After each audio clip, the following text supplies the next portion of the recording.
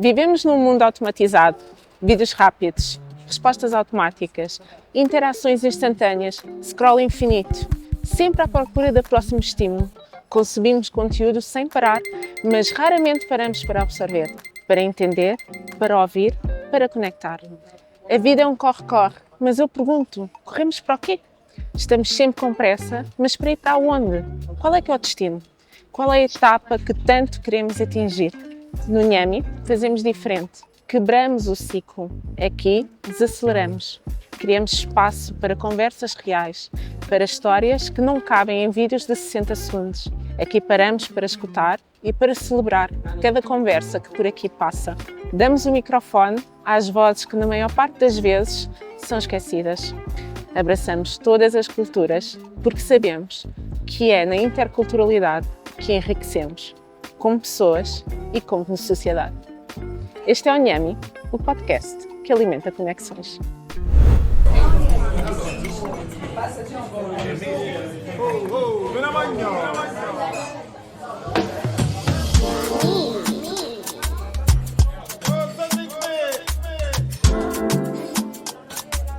Estou cheia de fome.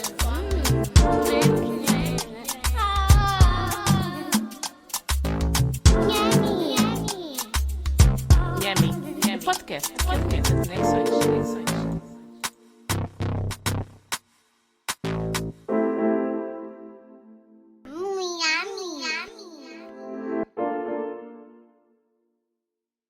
Grande bico, papá. Há conversas que se abrem como um vinho guardado há anos, devagar, com curiosidade, deixando que cada nota encontre o seu lugar. Hoje no Nhami abrimos a história de Isabel Cardoso, uma mulher que aprendeu primeiro a ler vinhos e depois a escrevê-los. Foi sommelier, intérprete de rótulos, copos e emoções. Hoje é dona da herdade L'Hostal Blanc, em Livinière, e produz o seu próprio vinho. A sua passagem de sommelier para winemaker não é apenas uma mudança de profissão. É uma afirmação de identidade, visão e coragem num setor onde as narrativas ainda não representam todas as vozes, principalmente as vozes femininas. E é por isso que esta conversa será tão urgente quanto bonita. Muito bem-vinda, Isabel. Muito obrigada por teres aceito o meu convite. Vamos começar pelo início. Está bem. A tua infância na Guiné. A Não minha é infância na Guiné. A minha infância na Guiné, por acaso, foi mesmo muito agradável. Embora falamos sempre de país africano com dificuldades, mas eu acho que vivi uma infância agradável e, sobretudo, que eu saí da Guiné-Bissau com 17 anos e antes eu tinha os meus dias de segunda a sábado ocupado. Gostava muito de fazer desporto da escola e também, particular, eu jogava ténis, fazia dança, jogava basquete.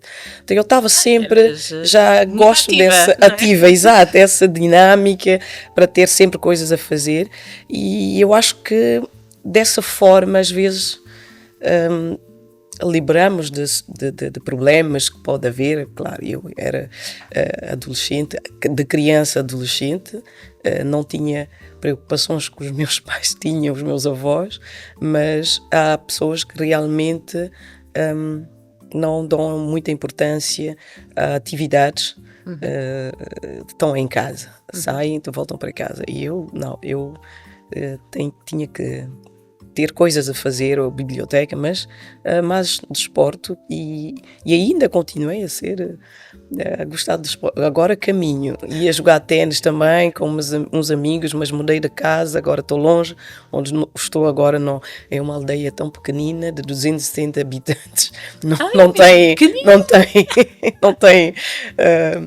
campos nem de basquete, nem de ténis, mas vou caminhar, é muito agradável, é um sítio muito então tens sempre, desde adolescente, tens sempre esta vontade de ter a mente ativa, exato, estar a pensar em outras coisas, fazer outras coisas que não só escola, casa, escola, ou trabalho, casa, trabalho. Isso é mesmo muito importante para nós todos. Eu também incentivei as minhas filhas, tenho 3 filhas, filhas já adultas, mas elas também não são como eu. A mais velha sim, mas tento sempre motivar e elas fizeram muito teatro também, mas o teatro era também para elas sentirem à vontade, porque viajávamos sempre, encontravam sempre pessoas diferentes e para serem assim aberta e à vontade onde vão, com a educação, mas e ser atentas também. Falo com elas de tudo, de forma como elas vão entender, mas sem tabu.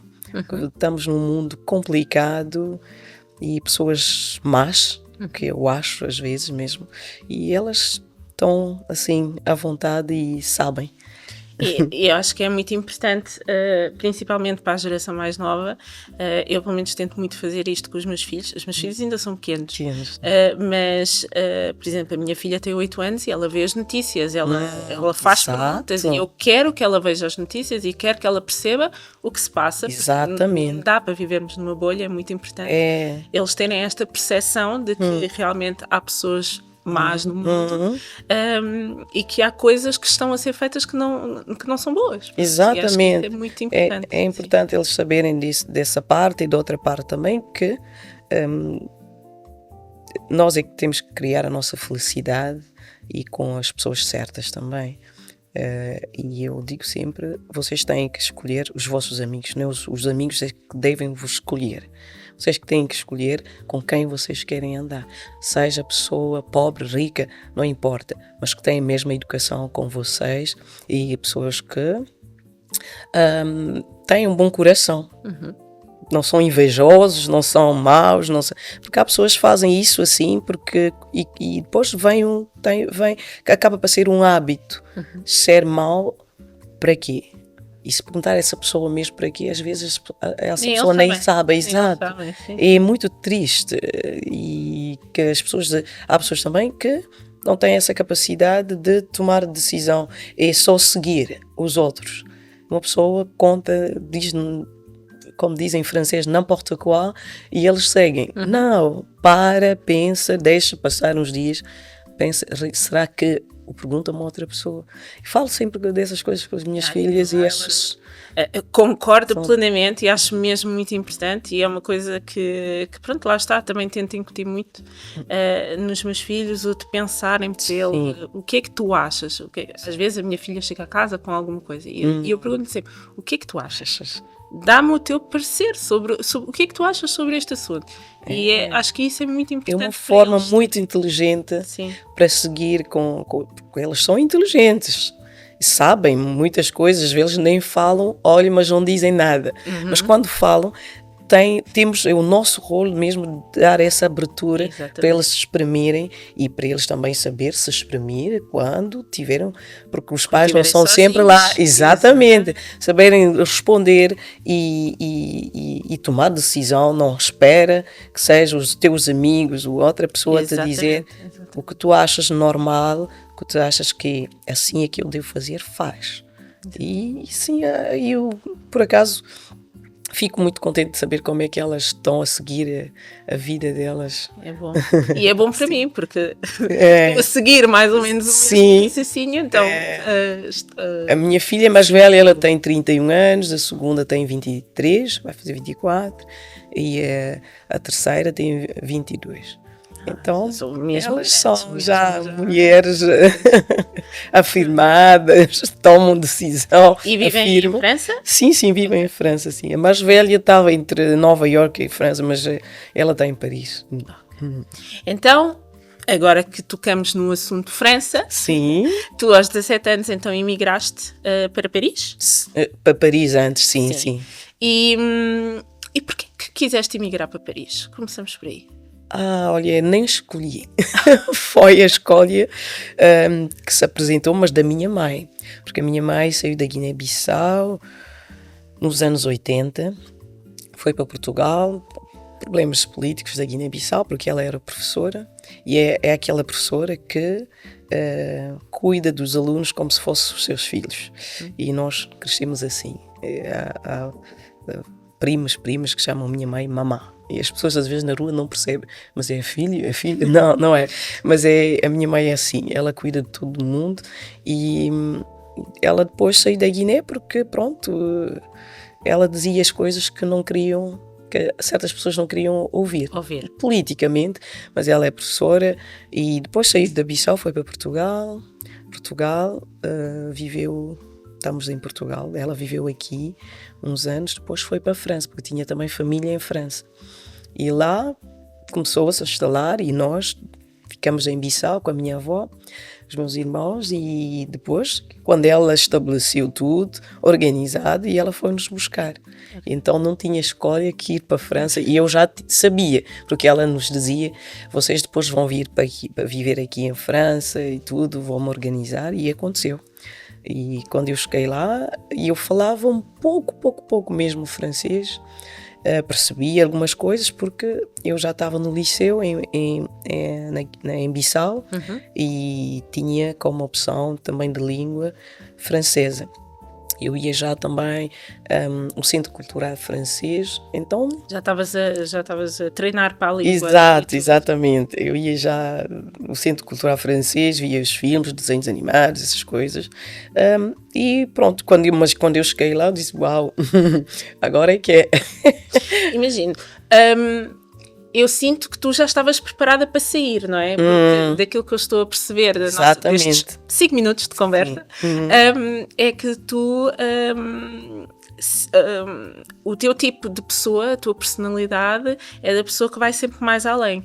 Por isso eu imagino que tu, quando a tua mãe foi-se embora, tu também já estavas a pensar, eu um dia também me vou embora. Exatamente. E surgiu a oportunidade de ires para Paris, sim, a tua mãe estava lá. Exatamente. Mas a tua ideia sempre foi então de tem que explorar o mundo. Exato, exato. E também já com responsabilidade, porque a minha mãe foi, nós ficamos com a minha avó e eu, como a mais velha, sentia-me responsável dos meus irmãos, mas não fazia grande coisa, mas sentia já a protetora, a fazer cuidado com eles, e até hoje eles dizem, foste mesmo a nossa mãe, mas foi de forma muito natural. Ninguém me obrigou a fazer, desculpa. Tem muita diferença de idade? Não, o meu irmão mais novo, temos 4 anos de diferença, a terceira dos filhos, temos 7 anos de diferença e a outra 9 anos. Okay. Então não era assim muito, mas são... e eu cuidava, aprendi a fazer tranças de cabelo com a minha irmã e essas coisas assim. E depois, quando fomos para a França, olha, naturalmente chegamos lá, mas a língua, claro, tinha que aprender, falar francês de novo, e a escola, eu já estava no liceu, foi um bocadinho complicado, porque tinha mesmo que aprender francês da parte, e certas matérias que eu não percebia muita coisa, embora em matemática, física e química eu estava como é que se diz, avançada. Eu estava muito avançada em era comparação, sim, que eu gostava, e também nós tínhamos naquela época na Guiné-Bissau professores russos e cubanos. E os russos são muito fortes nessas matérias, até hoje, e então as minhas professoras lá em França, tinha um professor, 2 professores, diziam, onde é que tu aprendeste? Já no liceu, mas essas coisas já estão quase na universidade. E eu dizia, tinha professores russos, e estava com como é que se diz, orgulho. Sim, e eu sei mais do que vocês. Sim, é muito. E nessa época, acho que muitos alunos que foram mesmo estudar com bolsa, aqueles que fizeram o 12º ano, que tinham bolsa para estrangeiro, nessa área, matemática e tudo, foram excelentes. até médicos, foram excelentes mesmo, graças a esses professores que também formaram outros professores na Guiné-Bissau. Isso é excelente para terminar com esta narrativa que muitas vezes as pessoas têm de que em África não há bons médicos, não há bons educadores, as escolas não são boas. E este ponto é fantástico para mostrar que sim, realmente há. As pessoas temos que deixar esta narrativa de que a África é toda pobre. Não. Porque há muito conhecimento. Sim. E os conhecimentos saíram da África. Da história mesmo da humanidade, os conhecimentos saíram da África. Só que pronto, quando mudaram a história com a colonização é que mudou a história, contaram a história deles. Agora, felizmente, estamos a ser muito atentos agora e sabemos a realidade. A verdadeira história está a ser contada. A África sempre foi primeiro. Lá é que saiu o berço da humanidade, berço da humanidade, do Egito, Tombuctu em Mali, tem uma das mais antigas universidades do mundo, em Mali. E existe ainda, e acho que vão fazer muito para manter esse lugar intacto, mas sim, a história foi contada, porque nós claro, eu lembro perfeitamente que ainda na Guiné-Bissau tínhamos às vezes livros assim,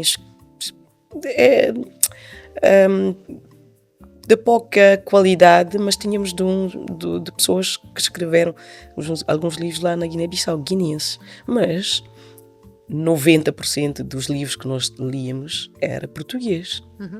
A história que nós ouvimos era português, não era a nossa história. E ali é que cresceu essa confusão, pensar que nós não somos capazes, não temos história, sim, só que antes não era raramente escrita. E até muitos franceses foram para a África, copiaram e andavam a chamar eles de poetas, não sei o quê, mas tudo inventaram. Foi na África que foram buscar aquelas histórias e levaram, só que eles escreveram, há um livro. Então, tiveram sim, eles acabavam por prémios. ter a ferramenta, exatamente. São os melhores que contaram boas histórias, mas não, essas histórias foram usurpadas já tinham sido contadas. Sim, exatamente.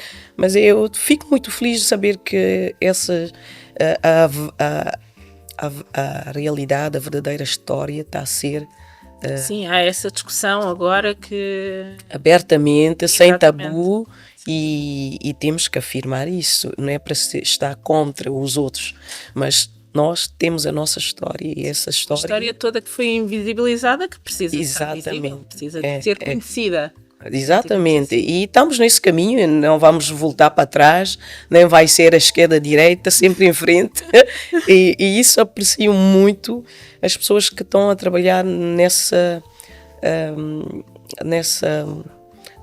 caminho de conhecimento, históricos africanos que estão a estabelecer tudo isso, e as escolas africanas têm que ter esses livros, e a história, a matemática, saiu da África também, temos essas coisas nas nossas escolas sem problema, não precisamos, claro, para aprender francês, inglês, podemos ir buscar os livros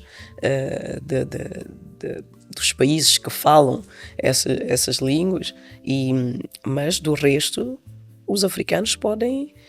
um livro de geografia, eu gostava muito de geografia também, livro de geografia, qualquer professor africano pode escrever um livro de geografia para uma escola, sem ir buscar o que os outros contaram, e ainda falsas histórias do continente africano, que é pequenino, era isso mesmo continente que eu ia pegar. Mais grande do mundo. Sim, era isso mesmo que eu ia pegar, porque eu sei que agora está a ser... pronto, eu até acho que há... Bem, eu não sei explicar muito bem porque eu li um artigo, mas sei que está-se a estudar outra vez o mapa do mundo, precisamente por causa das dimensões de África relativamente aos outros continentes, que a África é muito maior e no mapa do mundo não parece. Eu sei que isso está a ser reestruturado, estudado. visivelmente a África pode englobar a Europa, Exato. América, China. E então, como é possível? Que seja aquele bocadinho. É porque a história foi contada para os outros. Mas agora eu gosto muito de seguir essas informações, Também porque é eu. importante. Isabel, sinto que nós temos que falar durante muitas horas fora do podcast, porque estou aqui a perceber um bonding entre as duas. Isabel, Sim. como é que o vinho entrou na tua vida? Alors, o vinho é uma história. Acho que nós todos temos o nosso caminho. Às vezes há pessoas que dizem já temos um caminho traçado, só que às vezes não sabemos que é o nosso caminho. E às vezes desviamos desse caminho porque nós não sabemos, porque não temos também pessoas para ajudar a seguir aquele caminho. Eu, por acaso, ninguém me ajudou a seguir esse caminho. Simplesmente, eu era estudante em Paris, fui passar as férias em Martinica e Guadeloupe, e lá encontrei uma miúda muito simpática e ficamos amigas, e ela me disse, olha, ela era manequim, ela disse, olha, eu vou estudar em Paris em setembro do próximo ano. Eu disse, tá bem, então troquei coordenados com ela. Eu disse, liga para mim quando chegares em Paris e vai à minha casa almoçar, o jantar. Eu já tinha o meu apartamento e tudo a trabalhar. E ela me disse assim, olha, eu vou trabalhar depois. Uma vez que ela chegou assim em Paris, já começou a estudar na universidade, ligou para mim e convidei ela, e ela me disse que ia trabalhar numa loja, chama-se Galeries Lafayette. Eu disse, mas não é longe, muito longe da minha casa, umas estações do metro. Aí eu disse, mas como é que conseguiste trabalhar lá? Porque eu já 3 vezes deixei o meu CV para trabalhar durante as férias. Como era estudante, como todos os estudantes, precisamos de dinheiro. E ela disse, não, porque a minha tia trabalha lá. E disse, então, olha, se precisar de alguém para trabalhar durante as férias, de julho e agosto, ligas para mim. E foi o que ela fez. Ligou para mim e disse-me, olha, estão a precisar de uma pessoa para trabalhar na caixa de Lafayette Gourmet. Lafayette, Galeries Lafayette, tem uma loja que é do mesmo estilo que o Corte Inglês. Então, ali no Lafayette Gourmet, recebi a chamada e disse, ok, então vou enviar o meu CV. Uma carta de motivação, etc. Enviei. E a secretária do diretor ligou para mim e disse-me que eu esqueci a minha fotografia no CV. E eu disse, não esqueci, é de propósito. Ele disse, como assim? Eu disse, não, vocês precisam de me ver, falar comigo diretamente, em vez de me julgar através de uma fotografia. É por isso. Ela disse, é a primeira vez que fiz. Tinhas quantos anos, Isabel? Como? Tinhas quantos anos? 20, 25. Ela disse, mas ninguém me tinha feito isso, mas vou passar a informação ao diretor. E finalmente o diretor disse, sim, quero ver ela. E ligou para mim e disse, daqui a 3 dias a senhora pode estar cá, tal hora. Eu disse, sim, não há problema. E nesse dia fui acompanhar uma amiga, fomos fazer um desfile para uma amiga que acabou a escola dele de costura. E ali fizeram maquiagem, tinha cabelo, tranças à frente, depois com gel, estava com o cabelo enorme. E quando eu vi a hora, era a hora quase de entrevista que eu tinha. Não dava para ir para a minha casa, embora não era muito longe. E fui assim, só tirei maquiagem um pouco, porque estava muito... Estava demasiado, roxo, não sei. E quando eu cheguei lá, o diretor olhou para mim e disse, desculpa, saí de um desfile de uma amiga que tínhamos que ajudar, apoiar, que é o último dia da escola de costura dele, e não podia ir, porque era aqui, boa novela. Ela disse, sim, é aqui perto. Eu disse, sim, então não podia ir para a minha casa, mas não faz mal. Ela disse, não faz mal. Disse, senta-se. E começamos a falar. E ele logo apreciou-me, disse, gosto das pessoas assim que tomam decisão, não pôr a fotografia, e perguntou-me porquê. Eu disse, porque um dia eu estava na minha casa, vi na televisão que recusavam pessoas negras e também ou porque moravam num sítio que não era bem Nos bairros, né? assim, famoso, só sítios de problemas, ou então porque é negro, então não vale a pena tomar. E às vezes são pessoas que são bem diplomadas, inteligentes, agradáveis, trabalhadores, mas vão recusar. Ele disse, então, eu acho que devíamos agora não pôr a fotografia no CV e encontrar as pessoas para saberem com quem vão lidar. E acho isso muito mais inteligente. E ele acabou por dizer, sim senhora. E 3 dias depois eu já estava lá a assinar um contrato, mas depois disse 2 meses, julho e agosto, e no final disse, então agora eu vou voltar para a faculdade e vou tentar encontrar um outro trabalho de fim de semana só.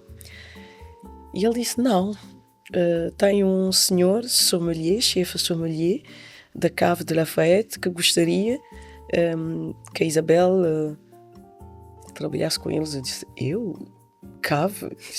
Vinhos. Ele disse, mas fiquei assim, mas eu disse, sim, mas vi esse lugar, que eu passo à frente, mas nunca parei lá para conversar com ninguém. E eu trabalhava só 3 horas no final do dia. E afinal ela disse assim, não, sabes porquê? Porque já vimos várias vezes que as pessoas que vinham na tua caixa e tu és despachada e falavas bem com as pessoas, e uma vez parece que uma senhora velha disseram para ir para uma outra caixa que estava mais com pouca gente, e ela disse, não, eu vou na caixa da Isabel. E depois ela disse, mas és uma pessoa agradável, eficaz, e eu pedi às vezes pessoas que trabalham lá para ajudar as pessoas idosas a arranjar compras delas e tudo. E afinal eu era observada. Não sabia. E fui lá até com aquele senhor, disse, mas trabalhar aqui no vinho, Tu já bebias vinho? Eu bebia já vinho, adorava champanhe. E eu disse assim, para trabalhar aqui? E ele começou-me a explicar que íamos fazer degustações de vinho, champanhe. E eu logo disse, champanhe? Eu disse, mas eu adoro champanhe. Ele disse, não é para beber. É para degustação sim, mas é para aconselhar as pessoas que vêm aqui, às vezes as pessoas que comem aqui, para comprarem champanhe e vinhos. E disse, mas é fascinante. Depois eu comecei a falar com ele e ele a falar, a explicar. É uma pessoa muito, muito apaixonado, mas como em francês é mesmo a paixão do vinho. Ele tinha aqueles conhecimentos também para falar. E eu fiquei ali com a boca aberta a ouvir ele a falar durante 2 horas. Saí dali e disse, então, olha, era para terminar o meu contrato, mas vou para Londres, Carnaval de Londres, e o meu pai vivia em Londres. Eu disse, vou para Londres. Ao regresso vou tomar uma decisão, porque ele disse-me logo, se vens aqui para trabalhar connosco, eu vou-te formar, porque eu sou formador, vou-te formar na área de sommelier, para tu poderes depois aconselhar os clientes do vinho que querem comprar, com o prato que vão comer, etc. E eu achei isso muito, muito interessante. E fui para Londres, ao meu regresso, como tinha combinado, fui lá. E ele achou isso muito, muito também interessante da minha parte de tentar, porque eu vi o nome sommelier, eu disse, mas consiste fazer o quê? Eu não sabia, eu não conhecia esse nome. Claro, sommelier era, mas o nome que podíamos ouvir nos restaurantes de gastronomia, de Étoile Michelin. Eu não tinha dinheiro para pagar esses restaurantes, são mais caros. E achei isso muito, muito interessante. E eu disse, olha, vou tentar. E ali fiquei 1 mês ali a trabalhar com eles, no bar do vinho, champanhe. E depois perguntou-me mais uma vez se eu gostava. Eu disse, sim, estou a apreciar muito. E apontava tudo. E depois eu disse, sim. Mas eu não tinha dito nada à minha mãe que eu ia parar a escola, que ia lá trabalhar. Eu não tinha dito nada a ninguém. E depois aceitei. a- a- o pedido e uns dias depois ele disse-me, então vais começar a formação com as pessoas que trabalham para uma outra loja, chama-se Monoprix, mas é também o dono é o mesmo. Eles vêm aqui para fazer uma formação e vais aproveitar para fazer a formação com eles se tu queres. Eu disse sim, quero. E fiz aquela formação e senti-me ainda mais interessada nessa área e ali, olha, continuei, trabalhei 4 anos com eles e aqueles 4 anos consegui convencer muitos amigos a comprarem vinho, a começar a degustar. E quando fazíamos festa, eu dizia sempre, cada um dá tanto eu ia ver os vinhos, o preço dos vinhos, que às vezes que não podíamos comprar só uma pessoa, e dávamos a cada um bocadinho de dinheiro e eu ia comprar. E assim a fazer degustação, descobrir champanhes, porque, claro, 90% dos amigos compravam todos vinhos e champanhe no supermercado. E eu disse, não, eu acabei por perceber que ali é que tem vinho, há uma diferença de qualidade e tudo. E começaram também a apreciar a minha família, a minha mãe, também que não bebia vinho. Começou a apreciar-me um pouco, agora mais, porque já a filha, desde que começou a fazer o vinho, ela começou a apreciar mais o vinho e ela faz mesmo a diferença para uma pessoa que não bebia vinho e ela faz a diferença agora entre um vinho que é bom e um vinho que é menos bom e um vinho que é mesmo péssimo também, porque existe. Ela faz essa diferença. Então, olha, foi assim, a aventura de Lafayette. Ali encontrei muitos produtores de vinhos mais conhecidos de França, que vendem vinhos mais caros. Provei vinhos mais caros do mundo ali, porque os vinhos franceses são um dos mais caros do mundo. E nessa época já era caro, agora é exorbitante os preços mesmo, até o preço de um carro novo. Mas são vinhos de especulação. Não, eu, pelo menos, não. Mesmo se eu ganhasse a lotaria, não prefiro dar esse dinheiro a uma associação caritativa que de comprar. É uma. Em francês diz-se c'est la folie. Sim. Não, Sim. não é Um possível. bocado louco. É louco, Sim, é louco, sim, não é sim. possível. Eu também não sabia que havia esses preços no vinho. A primeira vez que eu vi assim um vinho super caro foi no supermercado da Polónia, ali no Algarve. Sim. E olha, o vinho até estava envidraçado, assim, coisa. E eu olhei para o preço, era tipo 30 mil euros. E disse, mas quem é que gasta este dinheiro num vinho? E há pessoas, e até acho que, se não me engano, foi com os Estados Unidos, Rússia e China.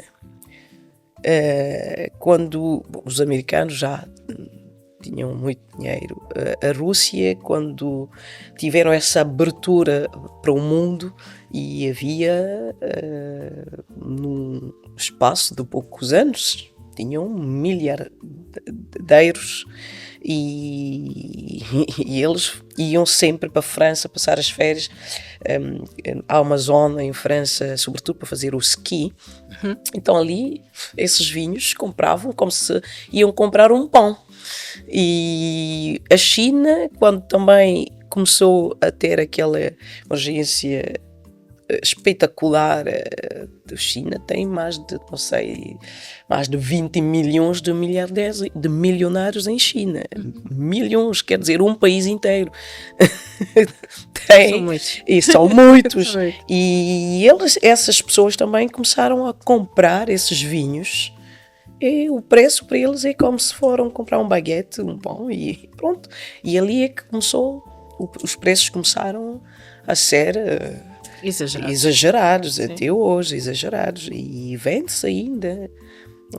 Eu tenho uma amiga de origem polonesa que foi fazer os estudos dela de economia em Londres e depois se tornou professora porque trabalhou com alguns importadores de vinho e depois ela criou a empresa dela, ela fazia degustação de vinho, mas só para pessoas de um certo nível, têm muito dinheiro, e ela ia comprar vinhos no mundo inteiro, mas vinhos de qualidade, de renome, e ela assim conseguiu comprar uns vinhos desses nos anos 80 e tal.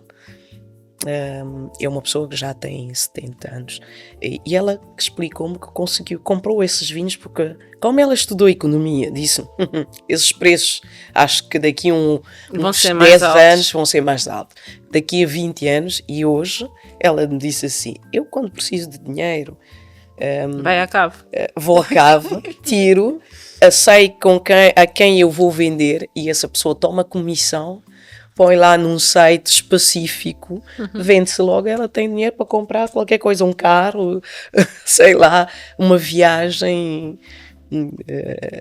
É muito, muito interessante esse meio de vinho. Sim. E eu descobri isso assim, e encontrei pessoas também amáveis, e o meu chefe era uma pessoa muito dedicado, e deu-me mesmo essa vontade de aprender, e os colegas também que eu tinha lá eram também muito, muito agradáveis, não havia nada de racismo. O racismo veio de clientes, não deles. Tive 2 casos, mas eu não sou uma pessoa que não posso ficar chateada, mas gosto muito de me concentrar. E há pessoas que eu já vi ali. Há uma mulher que disse, uma senhora que disse que falou com uma outra senhora que desde que eu trabalhava lá no bar do vinho, agora há negros que vão lá, como se fosse, não é lugar para os negros. Só que a pessoa veio-me repetir. E eu esperei um dia e eu falei diretamente para ela. Eu disse: achas que os negros que vêm aqui não têm dinheiro? Esperam para o... como é que se diz? Pourboire. Quando uma pessoa paga o troco, deixa aquele troco. Eu disse: os negros que vêm aqui esperam no troco da senhora para pagarem a bebida, ou pedem a senhora para pagar a bebida. Oh não, Isabel, por favor. Ela ficou envergonhosa. Não estava à espera que... Não estava à espera que eu falasse disso. Eu disse: não, as pessoas que vêm aqui, todos têm dinheiro, e alguns têm dinheiro mais do que a senhora. Não se estima, os africanos trabalham e têm também dinheiro. E ela disse: não, foi uma outra senhora que falou disso, e ela foi só repetir. Então eu disse: então diz a essa senhora que as pessoas que vêm aqui, de qualquer cor de pele, vêm aqui com o dinheiro deles, não vêm aqui com o vosso dinheiro. E dali, olha, ela ficamos assim, e ela quando chega lá sempre: Isabel, tudo bem, não sei o que é, mas ficou sempre com aquela vergonha, porque eu tratava ela muito bem, para saber que ela tinha tido esse tipo de comentário. Ter esse comentário infeliz. Disse: mas que é isso? Param com isso. Eu estou a trabalhar aqui, os meus colegas trabalham melhor do que eu. Não. Falam melhor do que eu. Não. E até as pessoas vêm mais para mim do que eles, porque nós, africanos, temos essa forma de ser agradável com as pessoas, porque nós fomos educados assim, com alegria, sempre. Mesmo que houve um problema, mas temos sempre essa parte solar, assim. Sim. O sol tem-nos, é natural, né?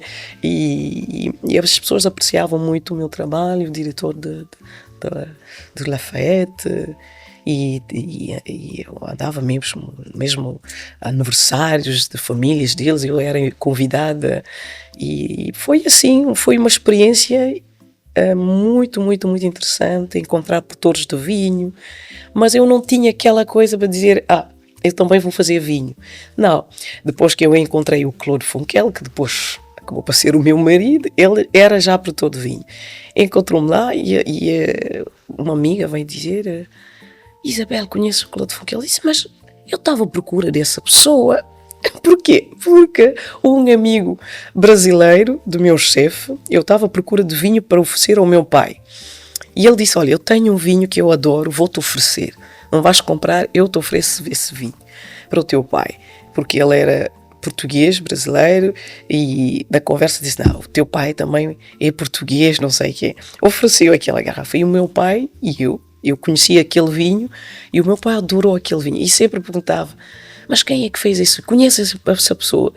Eu disse: acho que sim, já vi, mas não estou a lembrar quem é, porque passa tantas pessoas ali. E comprei uma vez aquele vinho para ele, e depois eu perguntava aos meus amigos: Eles disseram, sim, conheces, Isabel? Disse, não, eu não conheço. Sim, conheces. Não estou a lembrar. É só uma das 1000 pessoas que vais durante o dia, não é? Porque às vezes tinha degustações com certos produtores de certas áreas de França. Pode ser de Loire, de Languedoc, de Bordeaux. E ele estava numa zona aqui do Rhône. E um dia, uma amiga, colega, ela disse assim, Isabel, está aqui o Claude Fonquerle, ele que fez o vinho que o teu pai gosta. E eu fui, era simplesmente para felicitar. Disse, felicitação, o meu pai gosta muito do seu vinho, eu também conheço muito bem os outros vinhos, porque às vezes está na carta do vinho, do bar de vinho, que eu servo. Ela disse, mas eu te conheço. Eu disse, conheço-me? Disse, sim, eu já vi-te várias vezes. Talvez tu não me lembres, mas eu te conheço, tu é que não me conheces. Ok, está bem, bom, obrigado. E depois organizar uma viagem para ir visitar a quinta que ele tinha. E depois ele vinha lá todos os dias, quase todas as semanas. Era esquisito. E o meu chefe disse assim, Isabel, acho que o Claude Fonquerle vem aqui para ti. Para mim? Para quê? Eu pensei logo no trabalho, para ir vender o vinho dele. Eu disse, não. Sim, disse não, mas ele nunca falou comigo, mas porque não tinha aquela ousadia. Ou à vontade. À vontade. Aquilo que tu tinhas a mais, ele não tinha. Não tinha mesmo. E depois eu disse, mas se for isso, ele tem que vir-me dizer isso diretamente. E tive coragem, depois de uns dias, porque disseram, e ele veio ter comigo, disse, posso-te convidar, não sei o quê. Disse, sim. Depois disse, mas o Fred, o teu colega, vão lá visitar a quinta. Disse, sim, eu também era para ir com eles, mas não sei se vou poder ir. Mas finalmente fomos. E é uma pessoa muito agradável. Depois ele acabou para dizer, olha, eu já estou apaixonado de ti já há muito tempo, mas não sei como te dizer. Eu disse, ok. E eu sim, e bom, ok. Mas eu não tinha ninguém na minha vida também. Olha, ficamos ali, aquela conversa, depois eu convidei, ele vinha sempre para Paris, e assim que começamos uma relação e pronto. Um dia desses enviou 50 rosas vermelhas no bar do vinho, todas as pessoas atrás do senhor que entregava rosas para saber quem é que ia receber aquela rosa. Então foi assim, muito, muito agradável e pronto. E ali foi tão rápido depois, olha, Isabel, vamos criar a nossa quinta no Languedoc, onde eu nasci. Tenho a minha família lá, a minha mãe e a minha irmã. E os amigos, eu disse, mas eu não conheço ninguém lá, não tenho família, ninguém. Ele disse, não, mas não faz mal. E eu disse, tá bem, vou pensar. Mas finalmente eu disse, é uma oportunidade, por que não? Mas ali também pensei em fazer vinho. Eu já tive aquela formação de sommelier. É muito complexo. Sei degustar vinho, sei vender o vinho, mas fabricar o vinho é uma outra história, é uma outra área, né? E depois eu disse, olha, por que não? E falei com o meu chefe, ele disse, mas Isabel, vai, não te importas. Se tiver qualquer problema, apanhas o comboio, volta para Paris e vai trabalhar aqui de novo. Disse, não, eu por acaso não queria para tu saíres daqui. Eu disse, não, é uma oportunidade, não achas interessante? Né? E ele disse, sim, vai ser onde ninguém te espera. É porque ele já estava a ver também aquela parte, é uma negra que vai fazer o vinho. Uma mulher negra que vai produzir vinho. E eu fui assim para o sul da França, depois que casamos, tivemos as 2 filhas, eu já tinha uma filha antes, e olha, fomos lá, a aventura começou e eu passei o diploma ali dificilmente, porque era 3 anos que devia fazer. Mas como eu tinha já conhecimentos, fiz um teste e acabaram por dizer, não, tu já só está-te a faltar algumas coisas e o diploma. Sim, não foi preciso fazer o tempo todo e fiz formação. 1 ano, foi intenso mesmo. Tomava Doliprane todos os dias. Isso é o quê já agora? É que eu não sei. É o paracetamol, às vezes tomava porque tinha tantas coisas a aprender. Mas eu dizia sempre, coragem, Isabel, falta pouco. O objetivo está quase a ser atingido. Objetivo. E chegamos àquele objetivo, e depois criamos essa empresa com empréstimo. Naquela época o banco fazia empréstimo também mais facilmente. Sim, era muito fácil. E tivemos aquele empréstimo porque rapidamente eu percebi que há pessoas que vão ver todos os detalhes, e aqueles detalhes é fazer o vinho de qualidade, é ter máquinas de qualidade, é inovar também. E fomos os primeiros, um dos primeiros a ter uma mesa vibrante, um tapete que rola as uvas que caem para fazer mais triagem, para tirar todo o pedicelo, quer dizer, aquela raminha que fica na uva. Depois sair daquela máquina que tira o bagunço, não tem um nome assim. Mas, olha, logo os jornalistas estavam quase todos do vinho na França interessados nessa quinta, e assim é que começamos a ser mais conhecidos. E esse trabalho bem meticuloso, e o resultado, claro, saiu quase 2 anos depois, porque quando fabrico o vinho, depois da fermentação alcoólica, maloláctica, depois tem que pôr o vinho no baril, o X tempo na Cuba também, e nós optamos por um ano, quase 2 anos, e quando o vinho saiu foi também um sucesso. E ali, olha, foi assim com o domaine de Lustal Blanc, porque quando chegamos lá compramos parcelas de uva, mas não tínhamos o sítio para vinificar. E nessa altura não tínhamos também tempo para construir, e nem o terreno. Então foi um encontro com o senhor, e que falou-nos de um outro senhor que ia tomar a reforma dele, mas ele levava as uvas dele para a cave cooperativa, não fazia o vinho dele.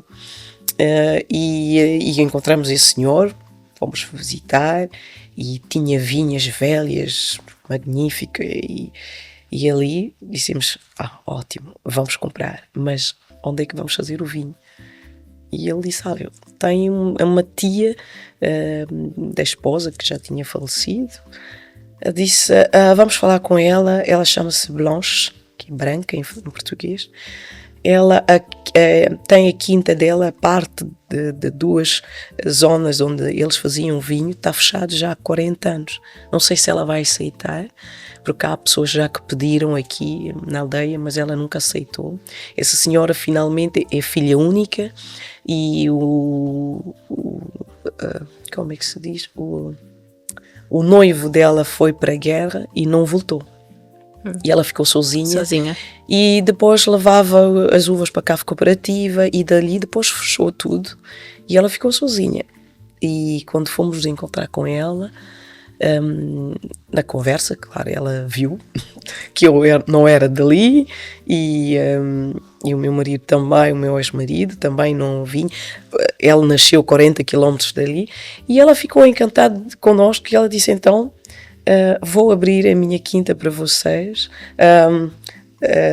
Alugamos 5 anos. Depois essa senhora, claro, estava já velha, e depois estava sobre tutela, as pessoas que cuidavam dele, e ela saiu daquela casa. Não compramos a casa dela, mas aquelas 2 zonas que precisamos, 5 anos depois, compramos, e começamos lá a fazer o nosso vinho. E o nome de Lustal Blanc veio também dali, porque ela chamava-se Blanche.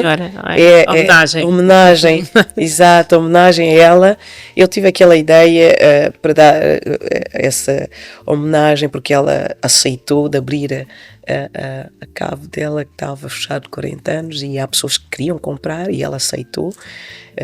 E como as pessoas também chamavam Chez Blanche, diziam na Casa da Branca, o caminho ao lado da Casa Branca, sempre ouvia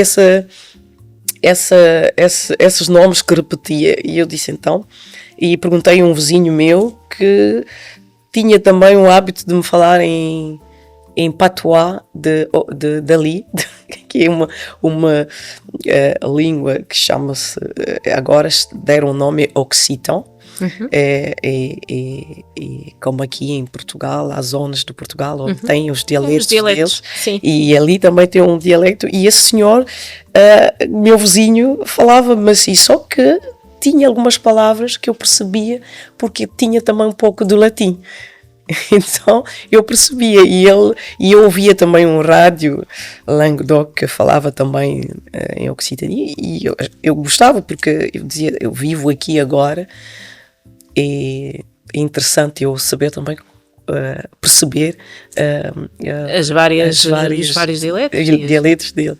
E foi assim que eu perguntei como é que eu podia te chamar L'Hostal Blanc, que em francês era Casa da Branca, que é Maison de Blanche, ou Maison Blanche. E ele disse, não, aqui em patois dizem Casa L'Hostal. Então, para dizer L'Hostal Blanc, não vais dizer L'Hostal de Blanche, é L'Hostal Blanc. Não posso dizer L'Hostal de Blanche. E então foi assim que eu... Uma adaptação à localidade onde estavas. Sim, sim. E então foi assim que demos esse nome de L'Hostal Blanc. Que continua até hoje. E continua até hoje. E continuamos a fazer o vinho interessante. Tenho um vinho tinto da apelação Cru La Livinière. Cru La Livinière já é o mais prestigioso da área, depende do solo também, que foi onde as uvas estão plantadas. Exatamente. O vinho depende de muita coisa. Exato. Não é? Depende do sol, depende da temperatura, depende do ar, depende do vento, depende de muita coisa. Tem Para muitos... quem nos está a ouvir ou a ver, sim, explica-nos um bocadinho como é que se produz um vinho. O vinho começa da plantação, né, de uvas, e uvas têm várias variedades de uva, mais de 3.000 variedades no mundo. E quando se ou compra já uma parcela que já está, que já produz, ou vais fazer uma plantação. E isso, para começar, no início, uma plantação de uva leva 3-4 anos. Depende da variedade, mas 4 anos, mais seguro, para ter uns cachos de uva. Começa 4 anos depois a dar um rendimento. Depois, um vinho, um pé de uva pode levar até 100 anos. Nós até tínhamos de uma cepa, chama-se Carignan, que tinha 100 anos. Mas depois não dava quase nada, tínhamos que arrancar e pôr uma outra uva. Mas é assim, tem as parcelas de uva, tem o seu período também do ano. Há um momento da poda, e a poda começa, normalmente devia começar em janeiro, fevereiro, mas há pessoas já que começam logo depois das vindimas, que é no mês em França e no mês de final de agosto, setembro. E depois há pessoas que começam a fazer poda no mês de dezembro, e nós optamos, eu sobretudo, desde que eu já há 10 anos atrás faço poda mesmo quase no final de fevereiro, início de março. Tem um objetivo, é para evitar certas doenças, cogumelos, que às vezes também causam mesmo problemas nas uvas, e com pouco rendimento, essas coisas assim. Mas agora o problema não é já esses insetos e cogumelos, é a água. Okay. Mas o processo é assim: a colheita da uva leva para cava, seja cava cooperativa e cava privada, trabalhamos de forma diferente, né? E as uvas, eu, na minha quinta, faço colheita quando as uvas são maduras. Então não tenho vinho de 12, 11 graus, porque para mim não é interessante, mas cada um faz como se sente bem. Eu sinto-me bem com um vinho rico, de fruta, que têm aromas, e para ter esses vinhos ricos que fazem às vezes 14 graus, 15 graus de álcool, e porque atingiu uma certa maturidade. E eu faço assim, quando chega aquela maturidade, 14 graus, começo as vindimas, faço tudo na mão, tenho uma empresa que vem com as pessoas, depende de quantas pessoas preciso, 6, 7 pessoas, e há um grupo que fica na vinha para fazer a colheita. No primeiro dia eu estou sempre com eles para mostrar como é que eu quero, as uvas também, porque se tiver um cacho de uva que está estragado, não vale a pena, não se usa. Só preciso de uvas mesmo que estão bem, e a maioria parte estão assim. Depois chega-me na cave, vou meter aquelas caixas do dia da colheita, do dia todo, num frigorífico. Sabes, tem aquele caminhões frigoríficos, aquela parte de trás que é frigorífico, que eu tenho um assim, comprei de ocasião, está à frente da cave. Ok. Então vamos pôr todas essas caixas ali, caixas de 12 quilos, e vão lá ficar todo o dia. No dia seguinte, as pessoas que continuam a fazer, a cortar, a fazer vindima, há um grupo que fica na cave, 3, 4 pessoas, e ali nós vamos tirar aquelas caixas para fazer triagem. Ok. Para pôr depois as uvas na cuba. E assim vai ser aquele processo, leva quase 2 semanas, mas logo que numa cuba, às vezes encho 3, 4 cubas, e quando chega no meio da cuba, ali tem um processo, a uva começa a fermentar, uns dias depois. E ali vamos começar a fazer o que se chama-se delestage, quer dizer, é tirar aquele sumo que ainda é sumo um bocado, que está a ser já com bolinhas de gás da fermentação, e vamos tirar, pôr numa outra cuba e relargar de novo naquela cuba. É um processo para trazer mais oxigênio, porque se faz ao ar, tem um recipiente que parece uma bacia grande, e ali vamos abrir o vinho, vai cair lá dentro, e depois vamos tirar com um tubo e como é que se chama? Pompa e aparelho que vai puxar aquele vinho para levar para uma outra cuba. E esse processo, o vinho fica em contato com o oxigênio, porque neste momento o vinho precisa exatamente daquele oxigênio para as moléculas que estão a fazer aquele trabalho de fermentação alcoólica que possam trabalhar de uma forma dura uma semana e meia, de forma natural.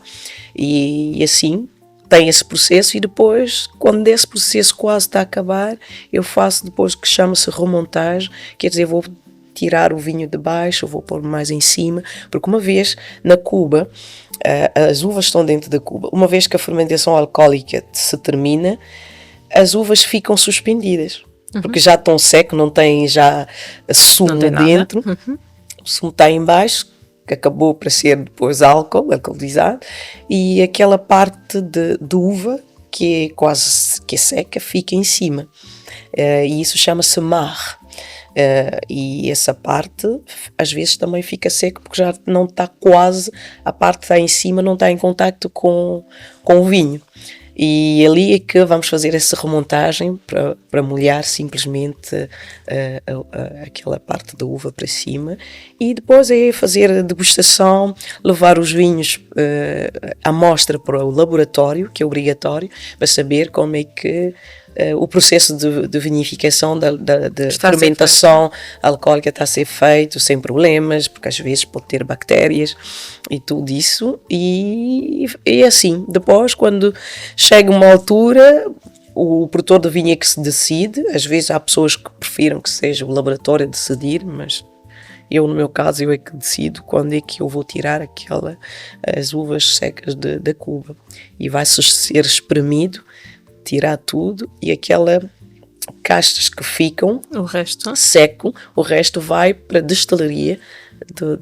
da zona onde moramos, e ali eles fazem álcool com isso. Okay. Compram-nos aquela Eu ia perguntar coisa. Precisamente o que é que fazem. Sim, nada se perde.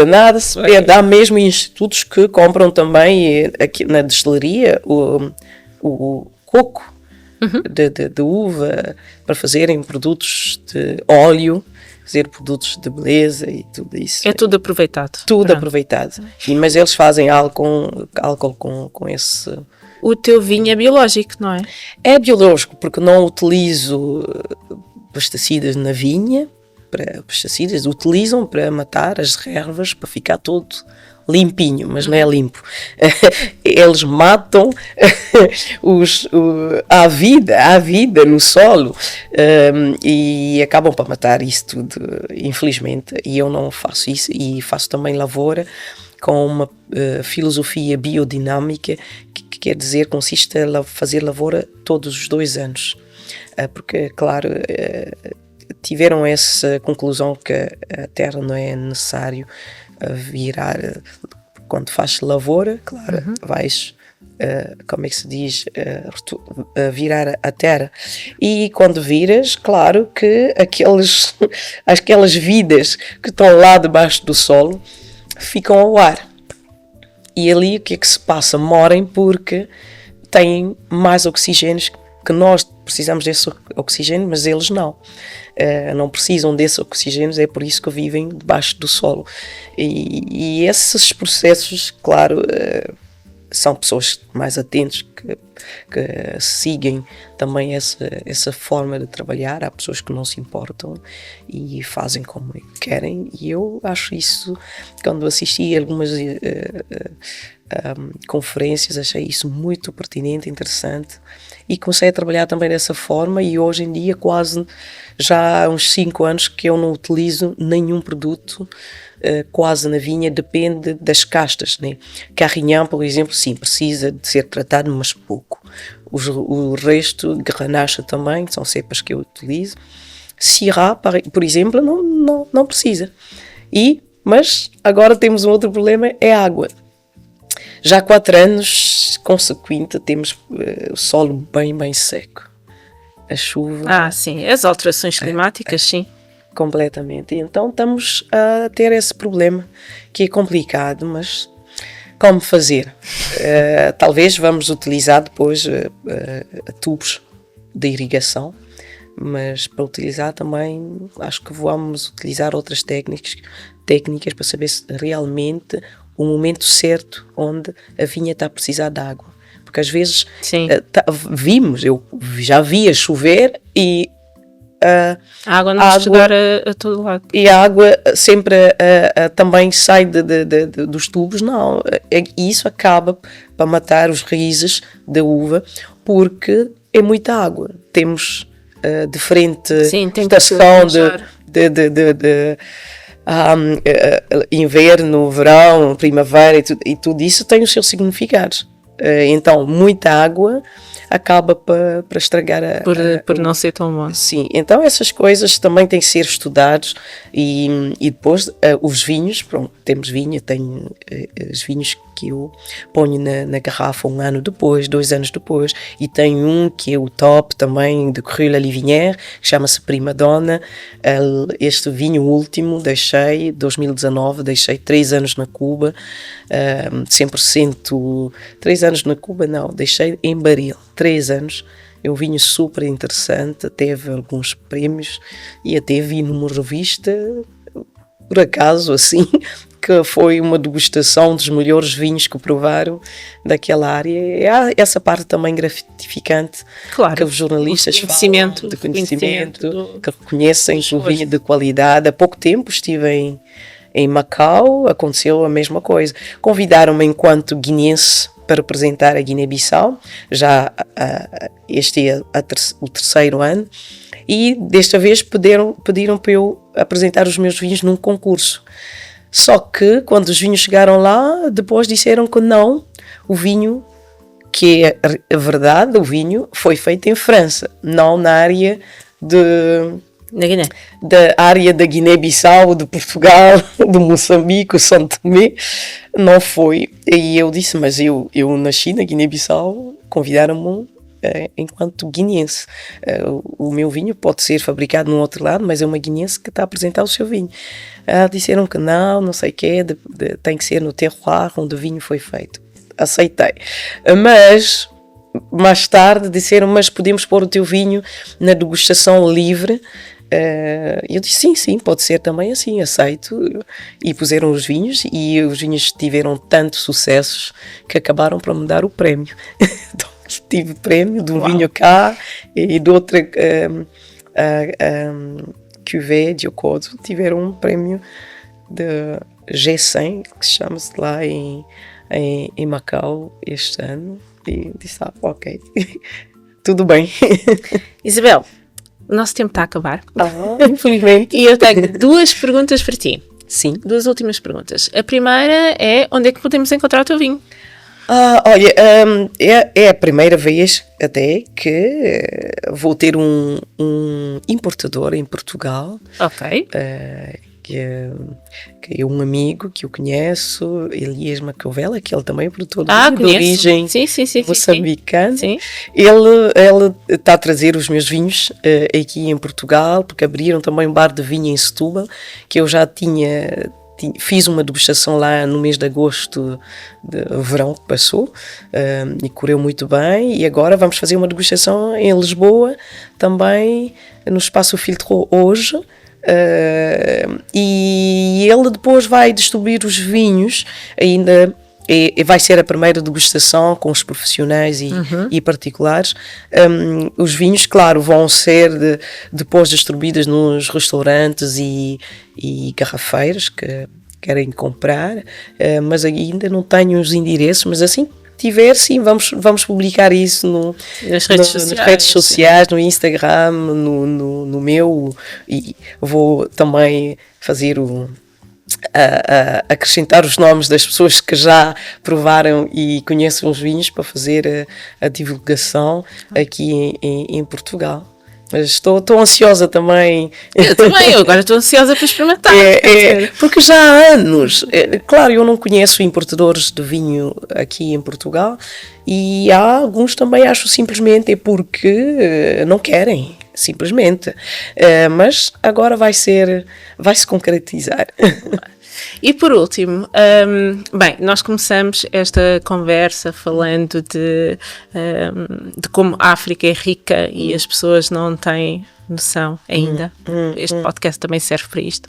Para mostrar a riqueza de África. Tu pensas algum dia regressar à Guiné-Bissau e levar o teu conhecimento? Sim. Para a malta mais jovem? Pois. Sim, tenho mesmo essa ideia mesmo de criar uma associação para ajudar os jovens. Há um que eu encontrei em Macau, um jovem de 18 anos que já faz sumos dele, que ainda está na escola. Vou tentar ajudar como é que se diz, avançar no projeto dele.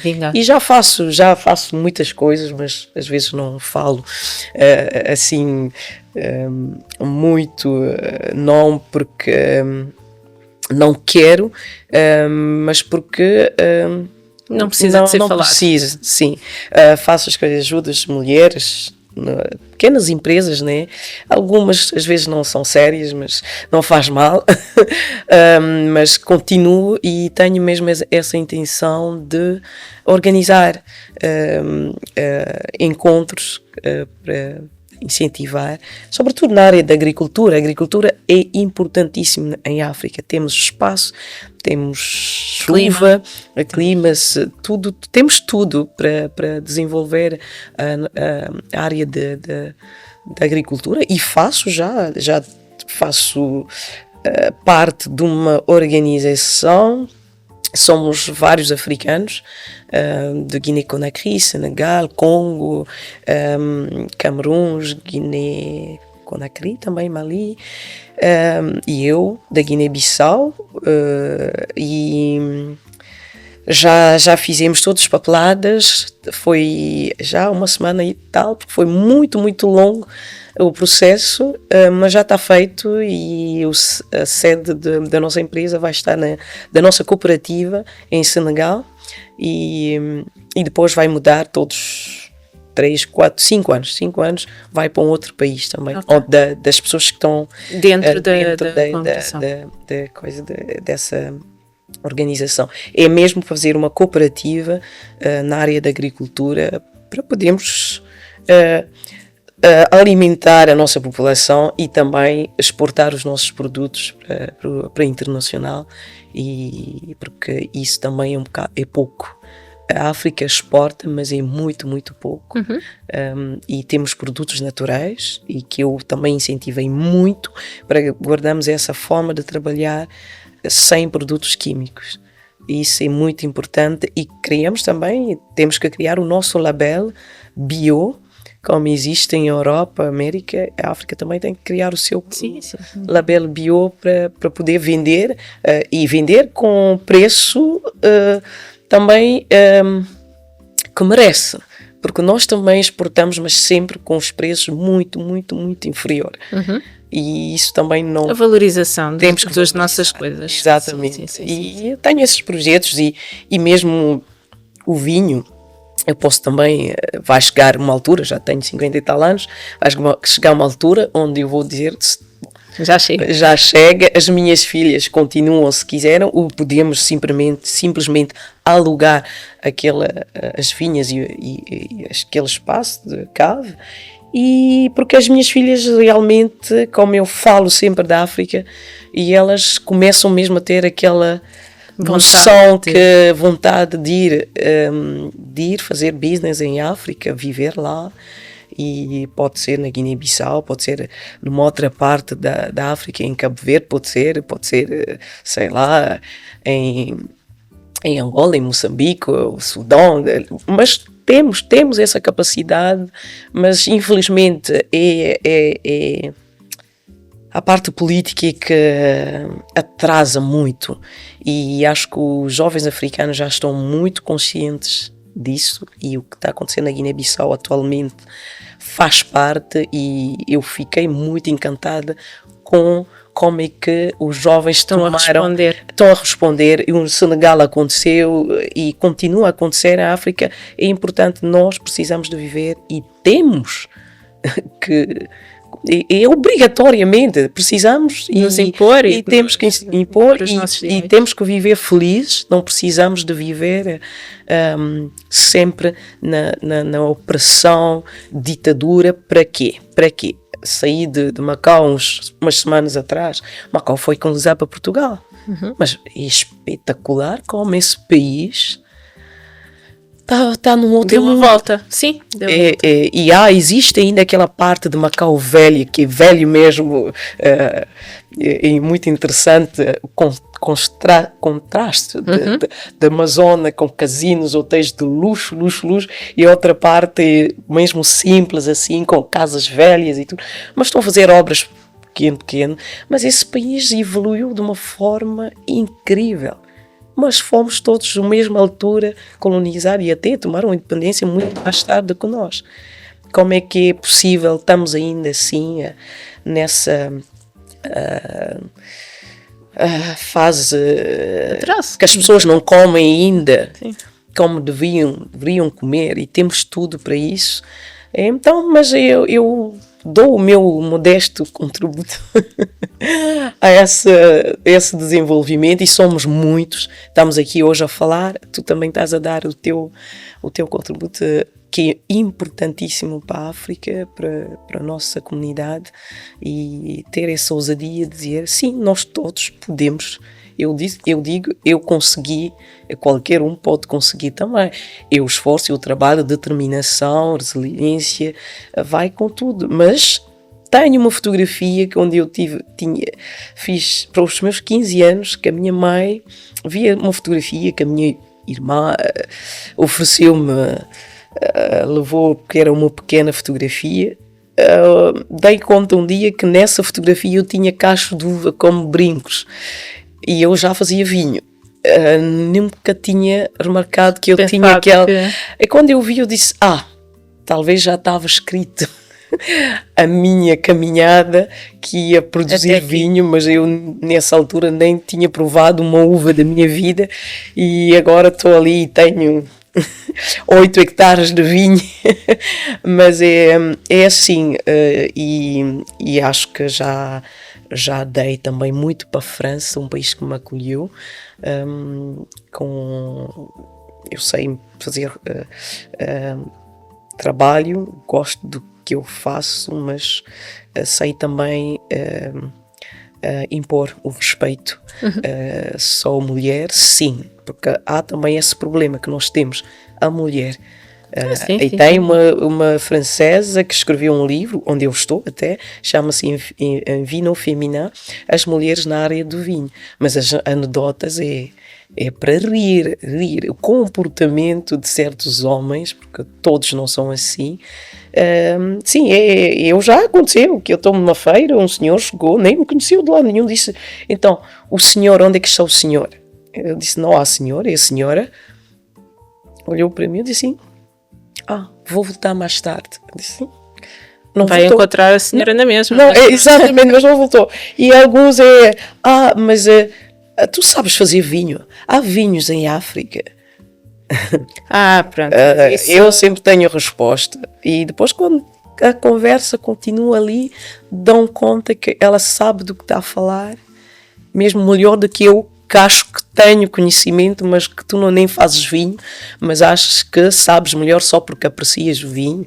E ali, sim, eu sei como responder e faço o meu caminho tranquilamente, e adoro o meu trabalho. E desses 5 últimos anos começo mesmo a ver que muitos africanos já estão a ser mais à vontade com isso, porque há pessoas que me dizem eu não costumo entrar num sítio onde fazem degustação de vinho, mas aprecio o vinho, nunca fui numa garrafeira pedir mesmo informação, qual é o vinho que eu posso experimentar com pratos africanos, por exemplo. Disse, mas realmente, quando começa a provar os vinhos, acaba por se dar conta, nem todas as caixas dão com os nossos pratos africanos, porque às vezes têm muita especiaria, e piripiri também gostam na África, como gosto também de repetir, não põem muito, porque depois acaba por não sentir sabor, tem no paladar, com o vinho não se sente nada, porque está muito piripiri, isso não, põem, mas de forma que não deixa a comida só a ser quente na boca, não dá. E também esse também é o meu rolo, já estou a fazer isso várias vezes lá em Paris, sobretudo em França, e vejo que as pessoas ficam mesmo captivadas, muito interessados e compram e enviam mensagens. Mas eu acho que isso é muito, lá está, as referências que nós estamos a criar, não é? Hoje em dia há muito mais referências, conseguimos ver muito mais pessoas como nós em certos lugares. Sim. O que abre caminhos para a malta mais jovem, que pensem, se ela está lá, eu também posso estar. Claro. E lá está, é um caminho mesmo muito de resiliência, de imposição de limites. Exato. E de nunca esquecer as nossas raízes. Acho que tudo se resume a isso. Sim, completamente, estou de acordo. E tem que ser mesmo assim, e também dizer que um trabalho é sacrifício, e a parte financeira também, que às vezes as pessoas não falam, não deve ser um tabu. Precisamos da parte financeira para criar uma empresa, e precisamos também ter uma certa gestão também de como levar, porque às vezes há crises, e nós já tivemos 3, 4 crises, já faço vinho há 23 anos. Houve num período de Covid, por exemplo, eu vendia quase 70% da minha produção no export, quer dizer, em Alemanha, Bélgica, Suíça, Suécia, Dinamarca, Japão, Estados Unidos, Canadá. De repente acabou tudo fechado. E em França comprava-se, algumas garrafeiras estavam abertas, mas não era grande coisa, eram 24 garrafas, imagina 36 garrafas, em comparado com mínimo 300 garrafas que vai para o Expo. Foi um momento muito, muito complicado. Fiz uma degustação em Hong Kong também, os franceses que estão lá, também há pouco tempo, e eles estavam a dizer a mesma coisa, que passaram um momento muito difícil do Covid, fecharam um bar de vinho, Claro. agora é que estão A a recuperar. É muito tempo. Então temos que falar de todas essas coisas também. Parte financeira que é muito importante, porque às vezes as pessoas abrem uma empresa E pensam só. e é pensam só abrir. logo a tirar o dinheiro. Não. Demora muito. Bem, Demora muito. Isabel, gostei muito da nossa conversa. E eu também. E pronto, desejo-lhe um bom evento. Desejo-te. Passei o podcast todo a chamar por tu, agora voltei a você. Desejo-te um excelente evento, um excelente regresso à França e espero poder degustar o teu vinho rapidamente e depois dar-te um feedback. Espero que vamos degustar hoje. Sim. Obrigada. E muito obrigada. Eu é que agradeço esse momento especial, único, e espero que vamos dar mais abertura À juventude. à juventude para continuarem esse esforço, porque temos que fazer muito esforço esforço do trabalho. Como eu já tinha dito uma vez a um jornalista da RFI que perguntou-me quais as dificuldades que eu tinha lá, falou logo da minha cor de pele. Eu disse, mas eu quando cheguei aqui não era o objetivo, não era a minha cor de pele, o objetivo era como é que eu vou fazer o vinho, e quero fazer um vinho de qualidade. Como é que eu vou conseguir a fazer isso? Isso foi o meu primeiro objetivo. História de cor de pele, são os outros é que falam. Eu nunca falo disso, porque sou uma pessoa como qualquer pessoa no mundo. Não é um problema, e fui educada também assim a não ter complexo de quem eu sou, de onde eu venho. De onde eu venho. Eu sei de onde eu saí, da Guiné-Bissau, cheguei aqui, mas a minha vida continua com o trabalho. É mais o trabalho, não é outra coisa. Temos mesmo que tirar essa frase que as pessoas às vezes é que trazem. Nós não temos esse problema diretamente, mas acaba às vezes por ser um problema que não deveria ser. As outras pessoas. Então eu encorajo muitas pessoas a se concentrarem nos trabalhos deles, os objetivos, e o resto são Fluido. É. Muito Obrigada, Isabel. Obrigada.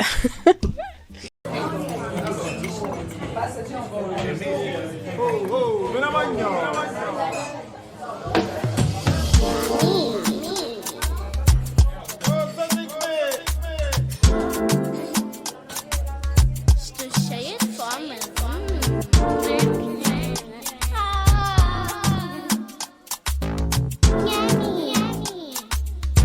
Yummy. Podcast. Conexões.